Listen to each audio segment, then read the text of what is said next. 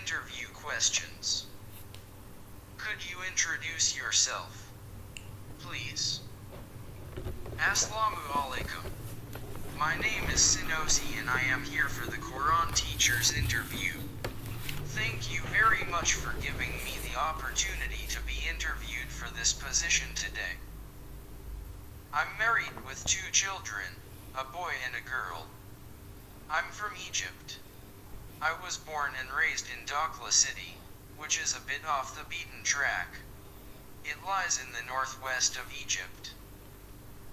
I'm a graduate of Al-Azhar University, Faculty of Islamic Jurisprudence, Department of Islamic Jurisprudence and Law. Currently, I work as Qur'an teacher for. I've more than 10 years of experience in teaching field. I've occupied many posts through my career.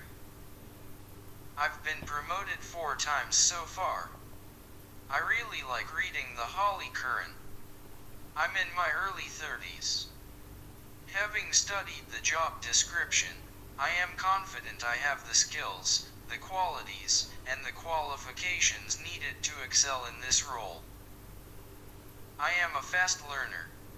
I possess excellent problem-solving capabilities and I can manage a significant workload. I have an impressive track record of achievements. I've completed 3 training courses in Tajweed rules in English at Al-Azhar University. I attended 2 workshops in Al-Narania approach for teaching Arabic alphabets. I've been awarded symbolic and tangible awards for my participations in teaching Qur'an for non-Arabic speakers. Could you open your Mosahaf at page 305 and read the first 10 verses of Maryam chapter? Point out the Tajweed rules these verses have. In the first verse there is a compulsory light lengthening in a letter. We prolong this kind of elongation for 6 vowel counts. There's a lesser connecting lengthening. In the 2 words the last letter of is the pronoun ha that refers to the 3rd person for male and it has dhamma vowel above it. It is between 2 voweled letters, so we prolong this ha 2 vowel counts. In the 3rd verse we pronounce tanween clearly without nasalization because it's followed by one of the throat letters, ka. This is called the clarity of noon or tanween. In the 4th verse we convert consonant noon that is free from any vowels into meme, because it is followed by letter B. When pronouncing the converted letter, a nasal sound is produced. This rule is called the changing of consonant noon or tanween. In the 5th verse there's complete merging, assimilation, with nasalization. We merge the noon sakina with one of the assimilation letters which is wow. In the same verse there is complete merging but without nasalization. We insert the consonant noon into the mush added letter lam. What kind of lengthening does the first verse have? 1. The first letter kaf has a compulsory light lengthening. It's light as we don't merge the fa of kaf with the first letter of the 3-letter word ha because it is a consonant letter with no shadda. It is prolonged for 6 vowel counts. 2. The letters ha and ya have natural lengthening and they are prolonged 2 counts. 3. In the last 2 letters sad and ein, there is a compulsory light lengthening. It is light as the last letter of the 3-letter word ein isn't merged with the following letter of the 3-letter word sad because the first letter of the 3-word sad doesn't have shadda. We can prolong the letter ein for 4 or 6 beats, and it's preferable to prolong it for 6 beats. We prolong the letter sad for 6 vowel counts. We hide the last letter of the word an in the first letter of the word sad and prolong it for 2 counts with nasalization, a nasal sound. 6. Get a lesser connecting elongation. What is the lesser connecting elongation? Aha, that is not part of the original makeup of the word, presenting the third person for male. It is voweled with either dhamma or kasra and positioned between two voweled letters, and the reader doesn't stop at it and isn't followed by hamza. Explain the lesser connecting lengthening in the second verse. The last letter of the word abdahu is the pronoun ha that presents the third person for male. It has no short vowel, dhamma, preceded by the letter dal that has fought a vowel above it. It is followed by the letters at. In the next word Zakaria, zay has fought a vowel above it. So, we prolong this ha for two vowel beats.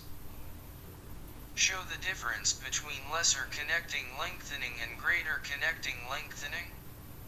The greater connecting lengthening has the same criteria of the lesser connecting lengthening, but the letter that follows ha is hamza. It can be prolonged for 2, 4 or 5 vowel counts. What is the rule of the consonant nun in the fourth verse? The consonant nun is converted into meme as it is followed by letter B that has kasr below it. This is called changing. Paraphrase verse number 5. Please. Could you say why was this verse revealed? And when it was revealed? Have you read any books in Islamic studies? Have you read any books in doctrine, Aqidah? 200 F&Q on Islamic beliefs. 200. In simple language that is suitable for young children, explain how to perform ablution and establish prayers. In simple language, handle one of the Naraniya's lessons and introduce it to young children. Share the screen and explain how to teach young children the Arabic alphabets adopting Naraniya approach. Explain how to introduce the Arabic alphabets for children. First, I teach students the perspective names of the Arabic letters, then, the sounds of the Arabic letters with the 3 Arabic short vowels, fatha, dhamma, and kasra. After that, they are introduced to the characteristics of each letter. Finally, they learn how to read a word as a unit, how to read a whole sentence, and how to read a whole text. How can you persuade a little child that Qur'an is the word of Allah, not man? The Qur'an is the word of Allah. It is uncreated. It has not been invented, changed, fabricated, or abridged. It does not contain anything that is redundant. Allah has taken it upon himself to protect it against corruption, and no falsehood can approach it from before or behind it. Allah says, "Verily, we have sent the reminder, the Qur'an, and we will surely protect it against corruption." Although the unbelievers were good at Arabic language, they couldn't invent a single chapter nor a single verse. Here there is an example that proved that Qur'an is the word of Allah.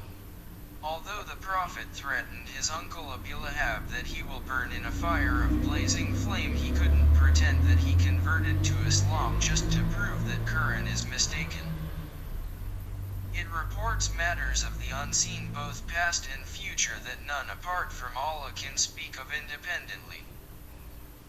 Qur'an told us about things that haven't been discovered till the 20th century, such as the stages of embryonic development. What type of person are you? The type of person I am means I always act as a positive role model for my colleagues and students, and I'll make sure I take responsibility for my ongoing professional development. If you hire me in this position,